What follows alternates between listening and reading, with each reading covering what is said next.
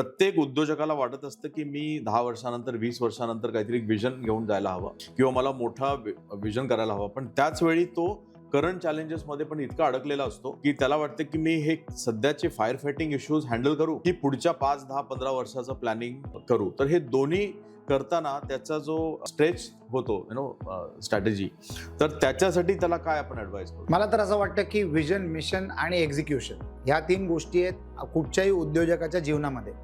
की बाबा त्याचं मिशन काय, म्हणजे पर्पज काय त्याचं, फक्त प्रॉफिट करणं आहे का सामाजिक दृष्टिकोनातनं काहीतरी प्रॉब्लेम सॉल्व्ह करणं आणि त्याला प्रॉफिट मॉडेल बनवणं आहे. जो गॅप आहे की करंट चॅलेंजेस आणि फ्युचर विजन, त्याच्यामध्ये मॅनपॉवरचा किती रोल येतो आणि फायनान्शियल स्टेबिलिटीचा किती रोल येतो याच्यामध्ये? जर एखादा उद्योजक करंट चॅलेंजेसमध्ये फसलेला असणार म्हणजे त्याच्याकडे टीम चुकीची आहे किंवा कमजोर आहे, त्याच्याकडे रिसोर्सेस नाही आहेत ते इंटिग्रेट करून सॉल्व्ह करण्यासाठी, आणि म्हणून तो बिझनेसमध्ये बिझी आहे. त्याची केपेबिलिटी कदाचित जास्ती असेल पण त्याची दिशा चुकीची असेल, म्हणजे तो बिझनेसच्या आतमध्ये गुंतू नये. त्याला बिझनेस वाढवण्याचे प्रयत्न केले पाहिजेत, तर तो बिझनेसचे छोटे मोठे प्रॉब्लेम सॉल्व्ह करत बसलेला आहे. आणि आम्ही जेव्हा सांगतो की मोठमोठ्या कंपन्या 100 वर्षाचं विजन बनवतात, तर हा उद्योजक म्हणतो की मला 10 वर्षानंतर तर दिसत नाहीये, तर पुढच्या संधी शोधायच्या कशा?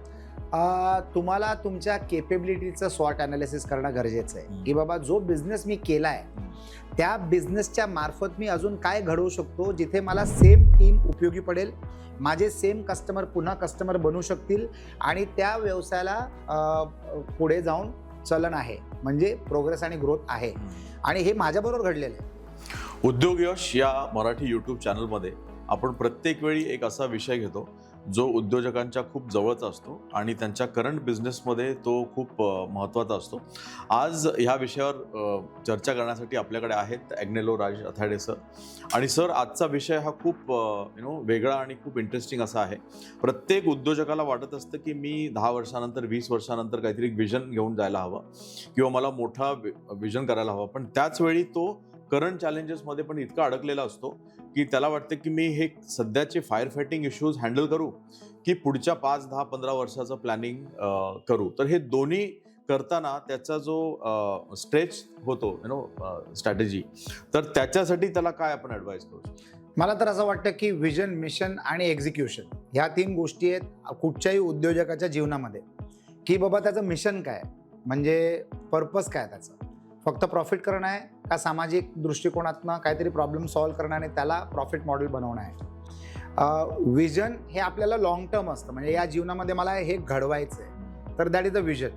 आणि त्याला तुम्हाला छोट्या छोट्या माइलस्टोन्समध्ये ब्रेकअप करणं गरजेचं आहे, and that becomes your execution capability आणि that becomes your immediate mission also. तर any vision can always be edited, modified, collaborated, whatever. Correct. पण त्याचं एक्झिक्युशन महत्त्वाचं असतं. म्हणजे बरेच लोक विजन तर बनवून टाकतात पण त्यांच्याकडे माइलस्टोन बेस कॅल्क्युलेशन असतं की एक्झिक्यूट कसं करायचं. तर you should create a vision matching your execution capability. त्याच्यानंतर त्यांनी एक गणित मांडलं पाहिजे की ह्या विजनला इम्प्लिमेंट करण्यासाठी मला रिसोर्सेस काय काय लागणार आहेत आणि त्या रिसोर्सेसमधनं किती रिसोर्सेस माझ्याकडे आहेत, किती रिसोर्सेस मी घेऊ शकतो आणि किती रिसोर्सेसना मला एंगेज करावं लागेल किंवा कोलॅबरेट करावं लागेल. तर ह्या गोष्टींचं स्ट्रॅटेजिक प्लॅन बनवणं महत्त्वाचं आहे. अच्छा, जेव्हा आपण विजन बनवतो ना तेव्हा सुरुवातीला ते विजन एका माणसाचं असू शकतं, परंतु नंतर आपल्याला पूर्ण टीमला एकत्रित आणून ते करणं फार गरजेचं असतं. टीममध्ये कोण असतं? एक तर आपला इनहाऊस टीम जे आपल्याबरोबर दैनंदिन काम करतं. दुसरं आपली वेंडर्सची टीम, कारण त्या वेंडर्सना ऑनबोर्ड करणं एक फार महत्त्वाचं आहे. फॉर एक्झाम्पल मी तुम्हाला सांगतो की बांद्र्यामध्ये मी एक बिल्डिंग बनवली आणि त्या बिल्डिंगमध्ये माझं विजन असं होतं की vision can be long term और vision can be project based also. तर मी माझ्या एका विजनबद्दल सांगतो की बांद्र्यामध्ये मला एक बिल्डिंग बनवायची होती, पण मला ती बिल्डिंग आउटस्टँडिंग बनवायची होती. तर आउटस्टँडिंग बनवण्यासाठी विजन तर झाली की मला बिल्डिंग बांधायची, ते माझं विजन होतं बांद्र्यामध्ये. It's one of the most lucrative places of the country. पण आता त्याला मला सगळ्यात अतिउत्कृष्ट बिल्डिंग बांधायची, तर त्याला मला काय करावं लागणार? I had to create different pockets of milestones. तर मी विचार केला बिल्डिंग तर मला चांगली बनवायची, तर मला त्याच्यासाठी जे लागणारे टीम्स आहेत ते चांगले असले पाहिजेत. So we engage the services of Sussanne Khan. Sussanne Khan is one of the best designers. She is a celebrity designer. She is not only a celebrity. In reality, she is a student. She studied in the US आणि she is a great designer with great taste for selecting materials. तर मी सुझॅन खानला onboard केलं. सुझॅन खानला onboard केल्यानंतर we created the plan of the project. त्याच्यानंतर we shortlisted the list of materials. त्याच्यानंतर I shortlisted the contractors will execute the project. असं करता करता I created resources around that vision of creating an outstanding project in Bandra. आणि ते आम्ही 24 महिन्यामध्ये घडवलं. दिस वॉज इन अराउंड 2014 to 2016. आणि the building stands tall. It is one of the known buildings in Bandra. तुम्ही काय नावं जोडता ना तुमच्या विजनला ते पण फार महत्त्वाचं असतं. So that is what I did with one project. Similarly we can have a vision. Like for example माझं करंट विजन असं आहे की मला 100 बिझनेसेस घडवायचे आहेत. म्हणजे not to start from the beginning, परंतु I want to invest in entrepreneurs who are looking for growth funding. म्हणजे त्यांच्यामध्ये मी पैसा लावणार, अनुभव लावणार, रिसोर्सेस लावणार आणि माझी पूर्ण इकोसिस्टम लावणार त्या बिझनेसच्या यशासाठी. तर that is my vision. In once upon a time, my vision was I wanted to be the largest computer education company in Mumbai. आणि ते मी करून दाखवलं. म्हणजे 43 आउटलेट्स मुंबईमध्ये माझ्याशिवाय दुसऱ्या कुठच्याच ब्रँडचे नव्हते. कन्स्ट्रक्शन लाईनमध्ये मी अमुक विजन ठेवलं आणि ते मी केलं. I develop thousands of villas in Mumbai, Chennai, Madurai, Coimbatore, Hyderabad आणि आम्ही एक प्रोजेक्ट दुबईमध्ये देखील घडवला. तर सांगायचं तात्पर्य म्हणजे you need to build a vision, have a vision, curate it with your team, select resources to come on board आणि create a foolproof execution strategy. आता BKC मध्ये माझा एक प्रोजेक्ट आहे. तर त्याच्यामध्ये माझी कॉन्ट्रॅक्टिंग कंपनी जी आहे that is one of the countries largest construction company called NCCL, new consolidated construction company limited. म्हणजे विजन असणं एक गोष्ट आहे आणि त्याला इम्प्लिमेंट आणि एक्झिक्यूट करण्याची जी सामग्री लागते, जे रिसोर्सेस लागतात, त्याचं प्लॅनिंग करून व्यवस्थित एक्झिक्युशन करणं फार महत्त्वाचं आहे. People either fail in a vision or they fail in creating the right resources to execute that vision. मला इथे गॅप दिसतो आणि जर हे तुम्ही जर केलंत ना तर it can be a fantastic opportunity for growth. Great. आणि बऱ्याचदा ना असं होतं की लोकांना किंवा टीम जी असते आपली ना ती नेहमी करंट चॅलेंजवर फोकस केलेलं असते. आम्ही जेव्हा ऑर्गनायझेशनमध्ये जातो आणि we do this vision building exercise, तर एम्प्लॉईज जे असतात त्यांचं नेहमी असं म्हणणं असतं की सर ये कल छोड़ दो, मेरे पास बहुत काम है. म्हणजे आत्ताचं काम त्यांच्यासाठी खूप महत्त्वाचं असतं आणि फ्युचरसाठी ते म्हणतात की आपण उद्या बघू, मला आत्ताचं प्रॉब्लेम सोडूया. तर हे हा जो गॅप आहे की करंट चॅलेंजेस आणि फ्युचर विजन, याच्यामध्ये मॅनपॉवरचा किती रोल येतो आणि फायनान्शियल स्टेबिलिटीचा किती रोल येतो याच्यामध्ये? जर एखादा उद्योजक करंट चॅलेंजेसमध्ये फसलेला असणार म्हणजे त्याच्याकडे टीम चुकीची आहे किंवा कमजोर आहे, त्याच्याकडे रिसोर्सेस नाही आहेत ते इंटिग्रेट करून सॉल्व्ह करण्यासाठी, आणि म्हणून तो बिझनेसमध्ये बिझी आहे. त्याची केपेबिलिटी कदाचित जास्ती असेल पण त्याची दिशा चुकीची असेल, म्हणजे तो बिझनेसच्या आतमध्ये गुंतू नये. त्याला बिझनेस वाढवण्याचे प्रयत्न केले पाहिजेत, तर तो बिझनेसचे छोटे मोठे प्रॉब्लेम सॉल्व्ह करत बसलेला आहे. दुसरा प्रॉब्लेम त्याच्याकडे असतो की त्याने डेलिगेट काम केलेलं आहे, डेलिगेशन ऑफ रिस्पॉन्सिबिलिटी केलेली आहे, पण त्याने अथॉरिटी डिस्ट्रीब्यूट नाही केली आहे, त्याने अथॉरिटी डेलिगेट नाही केली आहे. आणि त्याच्यामुळे काय होतं की टीम मेंबर जो आहे ना तो त्या प्रॉब्लेमला सॉल्व्ह करू शकत नाही आहे. म्हणून त्याचं एंगेज होणं फार महत्त्वाचं ठरतं आणि ते त्याला करावं लागतं. तर it is a wrong strategical planning. ते त्यांनी स्वॉट अनालिसिस करून सॉल्व्ह केलं पाहिजे की व्हॉट इज हिज स्ट्रेंथ, त्याचं विकनेस काय, त्याला ऑपॉर्च्युनिटीज काय आहेत आणि त्याच्या त्या ऑपॉर्च्युनिटीच्या समोर त्याचे थ्रेट्स काय आहेत. जर आपल्याला या गोष्टी समजल्या ना तर आपली तयारी त्या हिशोबाने असू शकते. जेव्हा आपण परीक्षेला बसतो तेव्हा आपल्याला माहिती आहे ना अमुक महिन्यामध्ये अमुक दिवशी या परीक्षा येणार आहे, तर आपली तयारी वर्षभर असते ना त्याची. आपण अचानक परीक्षेला अपिअर करू शकत नाही. तसाच बिझनेस एक प्लॅन आहे आणि बिझनेस प्रत्येक दिवस एक नवीन परीक्षा घेते आपली. तर त्याच्यासाठी तुम्हाला रिसोर्सेस नियंत्रित करून ठेवणं फार गरजेचं आहे आणि त्या प्रकारची तुम्हाला टीम लागते. जैसा राजा वैसी प्रजा. म्हणजे तुम्ही जसं प्लॅनिंग करणार तेवढेच चांगली प्लॅनिंग तुमची टीम करणार, because you are an example to them. तुम्ही हडबडीत काम करत असणार तर ते पण हडबडीत काम करणार. जर ते हडबडीत काम करणारी संस्था असली तर त्यांच्याकडे महत्त्वाच्या ग्रोथ विजनसाठी किंवा ग्रोथ स्ट्रॅटेजीसाठी कधीच वेळ नसणार आणि तो कायमस्वरूपी बिझी असतो. मी कुठच्याही अशा उद्योजकाला माझ्या इकोसिस्टममध्ये समावेश करून घेत नाही जो बिझी असतो. म्हणजे माझे नियम आहेत, फोन लावला आणि समोरच्याने नाही उचलला किंवा त्यांनी 2 ते 3 तासात किंवा त्या दिवसात कॉल परत नाही केला तर अशा लोकांशी मी लांब राहतो, म्हणजे दोस्ती ठेवतो पण व्यवसाय करत नाही. तर आपण कसे वागतो आणि आपली अवेलेबिलिटी कशी असते त्या हिशोबाने आपली पर्सनॅलिटी समोरच्या माणसाच्या डोक्यात तयार होते. Correct. आता अनेक वेळेला काय वाटतं की मला माहिती आहे, म्हणजे तुम्हाला माहिती आहे की ॲग्नेलो राजेशसाठी तुमच्याकडे एक जबरदस्त संधी आहे, परंतु ॲग्नेलो राजेश नेहमीच बिझी असतो. तर तुम्ही काय करणार, ती संधी तुम्ही कोणाला तरी दुसऱ्याला देणार जो ती करू शकतो. कारण if you are bringing an opportunity, Correct. You have a responsibility with that opportunity. नाही तर समोरचा म्हणेल अरे कोणाशी भेटून दिला, हा तर माझा कामच करत नाहीये. बरोबर. तर you really need to be available free for the growth of the organisation. आणि मग तुमची छवी तशी तयार होते. तर how you behave, how you transact and how you react creates your personality in the minds of critically important people in the society. तर जर तुम्हाला असा कोण प्रोक्रास्टिनेट करणारा माणूस भेटला, प्रोक्रास्टिनेशन म्हणजे काय, आजचं काम उद्यावर करूया, उद्याचं काम परवावर करूया, परवाचं काम त्याच्यानंतर करूया, का तर मी जे काम माझ्या हातात आहे मी त्याच्यामध्ये अत्यंत गुंतून आहे, मी बिझी आहे. तर people who are busy, business stays away from them. तर you really need to have manpower curated and suited to the business that you do, जे तुम्हाला फ्री ठेवू शकतील. आणि ते अत्यंत महत्वाचं आहे. मी आता जस्ट दुबईवरनं आलोय परवा आणि एक फार मोठ्या इव्हेंटमधनं मी आलोय. तर ही व्यक्ती जी आहे ना, त्याचं कॉन्फिडन्स एवढं आहे, म्हणजे त्याची टीम एवढी सुपर स्ट्रॉंग आहे की तो त्या इव्हेंटच्या आदल्या दिवशी त्या इव्हेंटमध्ये सामील झाला. Can you believe it? एका इव्हेंटला घडवण्यासाठी किमान 3 महिने लागतात, किमान 90 दिवस. पण या माणसाने रिसोर्सेस असे सेट करून ठेवलेत विथ इन्सेंटिव्ह मॉडेल की तो पाहुण्यासारखा एक रात्र अगोदर आला. 2 दिवसाचं ते इव्हेंट होतं, तर त्या 2 दिवस तो फुल टाइम प्रेझेंट होता आणि दुसऱ्या दिवशी तो परत गायब झाला. आता तो पुढच्या इव्हेंटमध्ये अपियर होणार. असे त्यांनी मल्टिपल IPs क्रिएट केलेले आहेत, इंटेलेक्च्युअल प्रॉपर्टीज क्रिएट केलेले आहेत. आणि ज्या दिवशी तो माझ्याबरोबर इव्हेंटमध्ये बसलेला, त्याने मला त्याच्या व्हॉट्सअपवर दाखवलं, त्याच्या एका दिवसामध्ये 7 इव्हेंट चालू होते. 7. हा सगळ्यात मोठ्या इव्हेंटमध्ये हजर होता.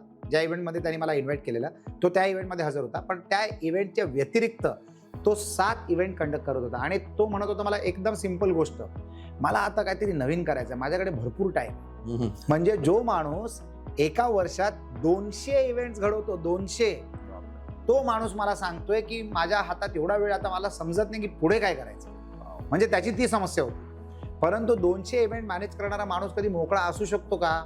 आपण असे अनेक लोकांना ओळखतो जे वर्षातनं 5 इव्हेंट करतात आणि त्या 5 इव्हेंटमध्ये 365 दिवस बिझी असतात. 365 दिवस. तर it is only leadership that is different, बाकी नथिंग.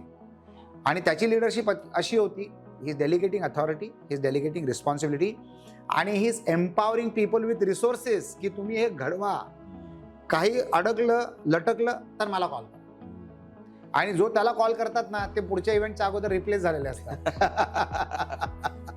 तर मॅनपॉवर इज क्रिटिकल. म्हणजे मनी पॉवरची गरज नंतर लागते, इन्फ्रा पॉवरची गरज नंतर लागते, पण manpower should be the right. It is no more the days of horse power, it is the days of man power. म्हणजे तुम्ही किती ओझं खेचू शकता ते दिवस गेले. तुम्ही किती लोकांवर ओझं डिस्ट्रीब्यूट करून त्यांच्या मार्फत यश कमवू शकता, त्यांच्यासाठी आणि स्वतःसाठी, असे हे दिवस आहेत. ग्रेट. सो बऱ्याचदा ना, मी जेव्हा उद्योजकांना भेटतो तेव्हा ते आपला एक व्यवसाय करत असतात आणि तो त्यांनी 20-30 वर्ष आधी सुरू केलेला असतो. पण आता मी त्यांना विचारतो की तुमचं विजन काय 5 वर्षानंतर, 10 वर्षानंतर, 20 वर्षानंतर, तर ते म्हणतात की मला काय कळत नाही की काय करायचं. तर हे आपण हा व्यवसाय करत असतानाच नवीन येणाऱ्या संधी कशा शोधायच्या, कारण लोकांना माहितच नसतं की 20 वर्षानंतर काय होणार आहे, 10 वर्षानंतर काय होणार आहे. आणि त्यांचा बऱ्याचदा ना करंट व्यवसाय पण ॲब्सोल्यूट होत चाललेला असतो की त्याचं मार्केट कमी होतंय, त्याचं कॉम्पिटिशन वाढतंय, त्या वेगळ्या गोष्टी असतात. तर त्यांना पुढे काय करायचं हे विजनच दिसत नाही. आणि आम्ही जेव्हा सांगतो की मोठमोठ्या कंपन्या 100 वर्षाचं विजन बनवतात, तर हा उद्योजक म्हणतो की मला 10 वर्षानंतर तर दिसत नाहीये. तर पुढच्या संधी शोधायच्या कशा? तुम्हाला तुमच्या केपेबिलिटीचं स्वॉट अनालिसिस करणं गरजेचं आहे की बाबा जो बिझनेस मी केलाय त्या बिझनेसच्या मार्फत मी अजून काय घडवू शकतो, जिथे मला सेम टीम उपयोगी पडेल, माझे सेम कस्टमर पुन्हा कस्टमर बनू शकतील आणि त्या व्यवसायाला पुढे जाऊन चलन आहे, म्हणजे प्रोग्रेस आणि ग्रोथ आहे. आणि हे माझ्याबरोबर घडलेलं आहे. म्हणजे 2004-2005 साली मला समजून झालं की कम्प्युटर एज्युकेशन हे क्लासेसमध्ये जे आम्ही शिकवतोय हा. याला भविष्य चांगलं नाहीये, कारण आता कम्प्युटर एज्युकेशन स्कूल आणि कॉलेजेसमध्ये आलेलं आहे. भारतामध्ये शाळेमध्ये कम्प्युटर एज्युकेशन इन्स्टॉल करणारा पहिला व्यक्ती मीच होतो. 1995 मध्ये आम्ही एका शाळेमध्ये बिल्ड ऑपरेटर ट्रान्सफरच्या फॉर्म्युला खाली 20 कम्प्युटरचा सेटअप मी एका शाळेत लावलं गोरेगावमध्ये. तर मला समजलं की आता हे शाळे आणि कॉलेजमध्ये येणारे म्हणजे लोक क्लासेसमध्ये शिकायला नाही येणार. तर 2004-2005 सालीच मी रिअल एस्टेट डेव्हलपमेंटमध्ये शिरलो आणि 2018 मध्ये मी कम्प्युटर एज्युकेशनचा बिझनेस बंद केला. कारण बाय 2018 कोणच येत नव्हतं. म्हणजे पोलीस खात्यामध्ये constable are bachelors of computer application and masters of computer application, म्हणजे एवढी स्पर्धा झालेली आहे लोकांमध्ये की छोट्या जॉब लेवलवर सुद्धा जी लोकसंख्या अवेलेबल आहे ती प्रचंड मोठी असते. म्हणून त्यांचं क्वालिफिकेशन वाढत गेलं. तर मी 2018 मध्ये मी तो बिझनेस बंद केला. पण त्याच्या अगोदर मी अनेक उद्योगांमध्ये शिरलो. For example real estate developer झालो. त्याच्यानंतर मी एक रिसॉर्ट बांधला इगतपुरीला. त्याच्यानंतर मी रेस्टॉरंट्समध्ये आलो. त्याच्यानंतर मी अनेक बिझनेसेसमध्ये इन्व्हेस्ट करायला लागलो. कारण आता माझ्याकडे काय आहे, माझ्याकडे अनुभव आहे, इतर बिझनेसमधनं येणारा कॅश फ्लो आहे, माझा इकोसिस्टम स्ट्रॉंग आहे आणि मला नेमकं माहिती आहे कुठच्या बिझनेसेसला सिलेक्ट करायचं ज्याला मरण नसणार. ज्या बिझनेसनी मला घडवलं त्या बिझनेसमध्ये मरण आहे हे मला दिसलं. म्हणून आता मी जे बिझनेसेसमध्ये शिरतो त्याच्यातला एकही असा बिझनेस नाहीये ज्याला मरण असेल, म्हणजे ते आजीवन चालत असेल. आपण त्याला फक्त मोठंच करत जायचं. तर नाव आय हॅव बिकम चूजी. तर तुम्ही काय बिझनेस करता ते बघा. त्याच्यामध्ये तुम्ही फॉरवर्ड इंटिग्रेशन काय करू शकता, बॅकवर्ड इंटिग्रेशन काय करू शकता, किंवा त्या टॅलेंटला घेऊन तुम्ही इतर काय कामं करू शकता ते तुम्ही चेक करा आणि त्याच्यानंतर तुम्ही त्या बिझनेसमध्ये तुम्ही प्रवेश करा. फॉर एक्झाम्पल आपण पाहिलंय की ब्लॅकबेरी आणि नोकिया हे कंपनीज एकदम पॉप्युलर होते. They did not see a product like Apple coming आणि दे वर एक्झॉस्टेड. ब्लॅकबेरीचा जमाना होता, जमाना. लोक म्हणजे हातात ब्लॅकबेरी म्हणजे your a Yashasvi person. It is like having a Mercedes car. आज ब्लॅकबेरी कुठे आहे? कुठेच नाहीये. दे डिड नॉट सी की एक मोबाईल जो आहे ना, it will become a security device, it will become a payment gateway, it will become a camera, it will become a location finder. त्या लोकांनी या गोष्टींची कल्पना केलीच नाही आणि they were eaten away by the ecosystem and the market. बरोबर आहे. ॲपल आला, एका फोनमध्ये ते 20 कामं करून देतात. ॲपल किंवा सॅमसंग किंवा हल्लीचे मोबाईल, तुम्हाला एका मोबाईलमध्ये 50 युटिलिटीज मिळतात. तर automatically you are becoming your life dependent on that product. आता मेटानी ग्लासेस काढले, चष्मे काढले. फेसबुक, आता Facebook was a social networking platform, पण त्या लोकांनी एक असा चष्मा काढला, माझा तो आलाय अमेरिकेवरनं, की तुमच्या न्यूरल सेन्सेसनी तुम्ही तुमच्या चष्म्याला हँडल करू शकता. तुमच्या मोबाईलवर येणारा मेसेज तुमच्या ग्लासवर दिसतो विदाउट डिस्टर्बिंग युअर विजन. तर these are all futuristic products. Now this are amazing innovation. तर एका एंटरप्रेनरला उद्या काय घडणार आहे हे समजणं गरजेचं आहे. फॉर दॅट तुम्ही काय करू शकता. एक जमाना होता की तुम्ही न्यूजपेपर वाचून समजायचं तुम्हाला की काय होणार आहे. त्याच्यानंतर टीव्हीचा जमाना आला. आता सोशल मीडियाचा जमाना, आता पॉडकास्टिंगचा जमाना आहे. म्हणजे मी रोज कमीत कमी एक पॉडकास्ट ऐकतो, कमीत कमी, आणि त्या पॉडकास्टमधनं मला कमीत कमी एक आयडिया येते. Either a new business idea किंवा माझ्या एक्झिस्टिंग बिझनेसेसमध्ये मी नवीन काय करू शकतो. तर शिकत राहणं is a mandatory responsibility of every entrepreneur. आणि जर तो शिकत राहिला ना तर त्याला नवनवीन काय ना काहीतरी सुचत जाईल ज्याच्याने तो त्याचा एक्झिस्टिंग बिझनेस इम्प्रूव्ह करू शकतो किंवा येणाऱ्या दिवसांमध्ये नवीन बिझनेसमध्ये शिरू शकतो. त्याला आपण म्हणतो पिवट करणं. Pivot, PIVOT, pivot, small direction change. For example माझे सांते स्पा कुझिनचे रेस्टॉरंट्स आहेत. It is healthy food restaurant. तर मी एका जिमवेअर ब्रँडमध्ये पण मी इन्व्हेस्ट केलं. That is called Bod Active. It is connected ना. म्हणजे जे हेल्दी माइंडसेटची लोक असतात सांतेला येतात आणि त्यांना बॉड ऍक्टिव्हच्या जिमवेअरची गरज आहे. जे जिमवेअरची कपडे माझे विकत घेतात त्यांना सांते टाईपच्या रेस्टॉरंटची गरज आहे. कारण फक्त एक्सरसाइज करून चालणार नाही ना. तर you also have to have the right diet. पुढचं काय असणार, we might get in to package foods which is healthy. म्हणजे माझं प्रोडक्ट कुठेही ट्रॅव्हल करू शकतं. तर you keep doing forward integration or you keep doing backward integration or you keep doing cross integration. म्हणजे माझं प्रोडक्ट कोणाला तरी लागत असेल असं आपल्याला बघायचंय. फॉर एक्झाम्पल आता आम्ही वॉटर टँकच्या बिझनेसमध्ये आहोत. वॉटर टँक इन्फ्रास्ट्रक्चरमध्ये लागतं, कंपनीजला लागतं, सोसायटीजना लागतं, लोकांना लागतं, ग्रामपंचायतला लागतं, सगळीकडे लागतात. तर you can fit that product or project in every possible use case. त्याला आपण म्हणतो यूज केस. तर अशा पद्धतीने you can do multiple businesses which can be helpful. ई कॉमर्सवर आता माझं चांगलं पकड असल्यामुळे ई कॉमर्सच्या मार्फत कुठच्या कंपनीला मी ग्रोथ देऊ शकतो, तर मी आता अशा कंपनीजमध्ये इक्विटी स्टेक अक्वायर करायला मी सुरू केलेलं आहे. तर fragrances is a big market, huge market. 170 countries incense sticks वापरतात, ज्याला आपण अगरबत्ती म्हणतो लोकल लँग्वेजमध्ये. फार मोठा प्रचंड मार्केट आहे टू क्रिएट अन ॲम्बियन्स. गरजेचं नाहीये मला अगरबत्ती जळवायची म्हणजे मला पूजाच केली पाहिजे. मला जर ॲम्बियन्स क्रिएट करायचं असेल तरी मी फ्रेग्रन्स करू शकतो. तर सुगंध लोक नावाच्या एका ब्रँडमध्ये आम्ही आता पदार्पण केलेलं आहे. इट्स अ ग्लोबल ऑर्गनायझेशन, 45 कंट्रीजमध्ये अवेलेबल आहे आणि प्रत्येक माणसाची गरज आहे, इररिस्पेक्टिव्ह ऑफ कास्ट, क्रीड, रिलिजन ऑर इव्हन कंट्री. तर डायव्हर्सिफिकेशन करत राहणं, विजन मॉडिफाय करत जाणं आणि त्या विजनला इम्प्लिमेंट आणि एक्झिक्यूट करण्यासाठी राईट रिसोर्सेसना निगडीत करत जाणं, इंटिग्रेट करत जाणं. That should be the strategy of every entrepreneur. Great. I think मला वाटतं vision is not a choice, ते एक गरज आहे. आणि जर तुम्ही विजन नसेल आणि विजनसाठी जर तुम्हाला नवीन ऑपॉर्च्युनिटी शोधता नाही आल्या तर आहे तो व्यवसाय पण आज ना उद्या तो, जसं तुम्ही म्हणालात की तो कदाचित बंद होईल किंवा ती कॅटेगरी संपेल. सो दॅट वॉज खूप महत्त्वाची माहिती दिलीत सर, आणि आजच्या डिस्कशनमध्ये वेळ दिला त्याबद्दल thank you so much. Thank you so much.